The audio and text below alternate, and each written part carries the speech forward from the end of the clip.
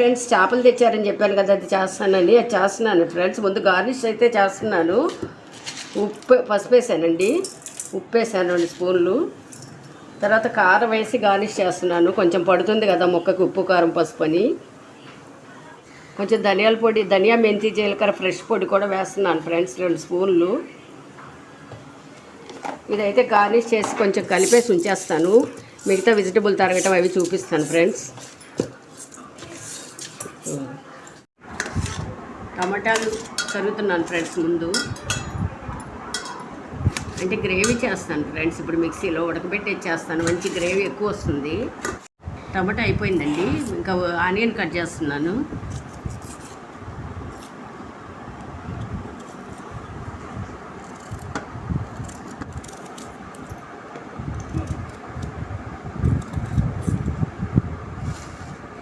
ఇది మామిడికాయ చేపల పులుసు ఫ్రెండ్స్. నాకు మామిడికాయ సీజన్లో బాగా వేస్తాను చేపల కూర, చాలా టేస్ట్ వస్తుంది. నాకు చాలా చాలా ఇష్టం, ఇంట్లో కూడా అందరికీ ఇష్టం ఫ్రెండ్స్. అందుకే మామిడికాయ తరుగుతున్నాను. ఇది కొంచెం ఉడికాక వేస్తాను, తరిగి ఉంచుకుంటున్నాను ఫ్రెండ్స్. మామిడికాయ చేపల పులుసు బాగుంటుంది చాలా చాలా. అది కాక ఇది మామిడికాయ సీజన్లో మాత్రం వదలను, వేస్తూనే ఉంటాను చేపల కూర వండినప్పుడల్లా కూడా. ఒక్కసారి కూడా మిస్ చేయనండి. అందుకే మామిడికాయ కట్ చేసి ఉంచుకుంటున్నాను, తర్వాత వేస్తాను సగం ఉడికిన తర్వాత. ఇప్పుడు మామిడికాయ తప్ప ఉల్లిపాయ, టమాటా, చింతపండు, వెల్లుల్లి ఉడకబెడతాను ఫ్రెండ్స్. రండి స్టవ్ దగ్గరికి వెళ్దాం. నేను చెప్పు. పొయ్యి మీద మూకుడు పెట్టుకుంటున్నాను ఫ్రెండ్స్, స్టవ్ అంటించి. తర్వాత ఉల్లిపాయ, టమాటా,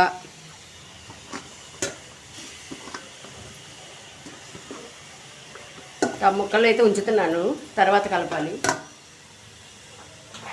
వేస్తున్నాను ఫ్రెండ్స్.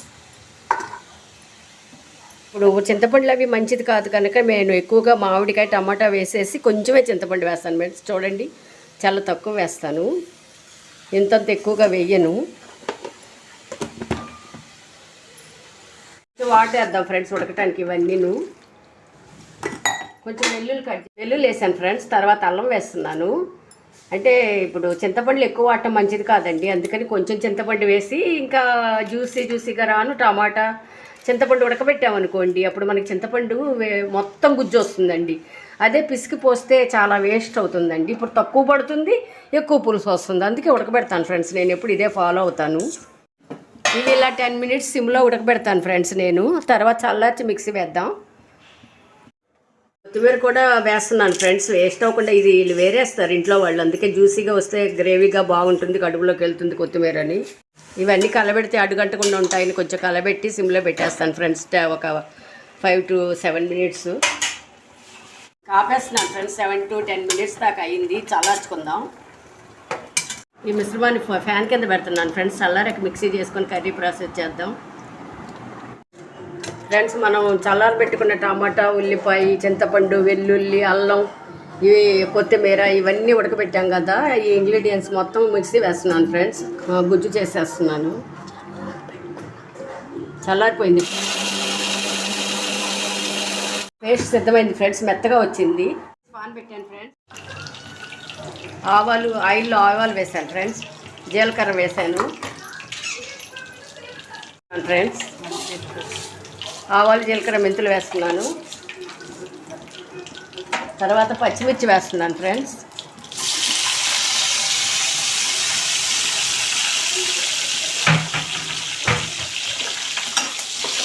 ఇది కొంచెం వేగిన తర్వాత ఆనియన్ పేస్ట్, ఆనియన్, టమాటా, అల్లం, వెల్లుల్లి, కొత్తిమీర, చింతపండు ఇవన్నీ వేసిన పేస్ట్ వేస్తున్నాను ఫ్రెండ్స్.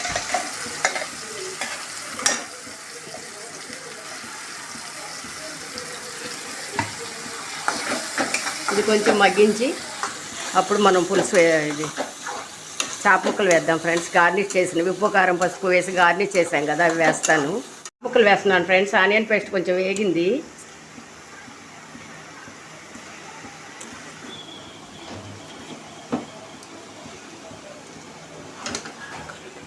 ఇవి కొంచెం కలుపుతున్నాను ఫ్రెండ్స్. కొంచెం తిరగమరగా వేస్తే కొంచెం పడుతుంది కదా టమాటా పేస్ట్, అది కొంచెం మగ్గనిద్దామని చెప్పి కొంచెం వేయించేస్తున్నాను.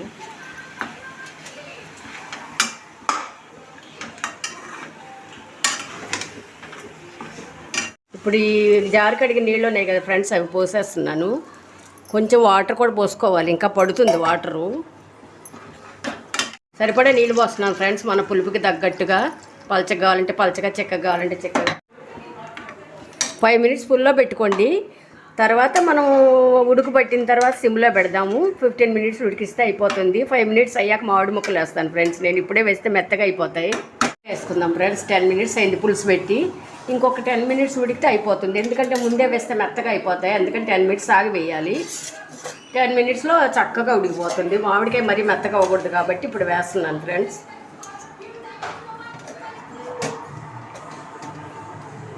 మూత పెడుతున్నానండి. ఒక 7 or 10 మినిట్స్ ఉడికిస్తాం. అవి రెడీ అయిపోతుంది. ఓకే ఫ్రెండ్స్, రెడీ అయింది. మామిడికాయ కూడా ఉడికిపోయింది. చక్కగా చిక్కటి గ్రేవీతో మంచిగా గుమగుమలాడిపోతుంది ఫ్రెండ్స్. బాగా ఉడికింది చేప కూడాను. ఈ మామిడికాయ ముక్క కూడా ఉడికింది, బాగా తయారైపోయింది ఫ్రెండ్స్. 20 మినిట్స్ చక్కగా ఉడికిపోయింది. ఓకే అండి, ఇంకొక బ్లాగ్తో రెడీగా ఉంటాను నేను.